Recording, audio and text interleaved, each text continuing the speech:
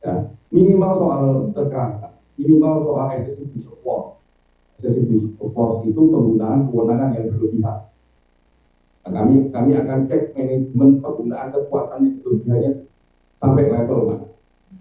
Ya, masa orang berjalan di pinggir lapangan terus ditendang mobil kayak itu misalnya, atau pengerahan pasukannya kayak apa, penggunaan gas air matanya seberapa dan sebagainya, sampai misalnya diskusi kenapa kok ini diselenggarakan sore hari tapi malam hari dan sebagainya, itu juga kami sedang telusuri.